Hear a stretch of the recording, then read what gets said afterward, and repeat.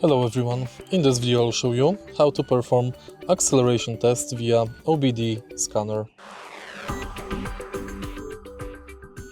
To perform acceleration tests via OBD Scanner, make sure that your OBD interface is connected to the car and go to Car Scanner app.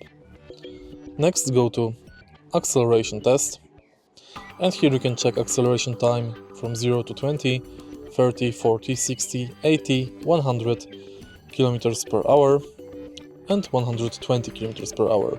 Next, you can check acceleration time from 100 to 200 km per hour and from 0 to 200. In the end, you can check acceleration time from 80 to 120 km per hour. You can also create new tests by pressing plus button in the top right corner. Press OK and it's done. If you find this video helpful, please leave like, comment and subscribe.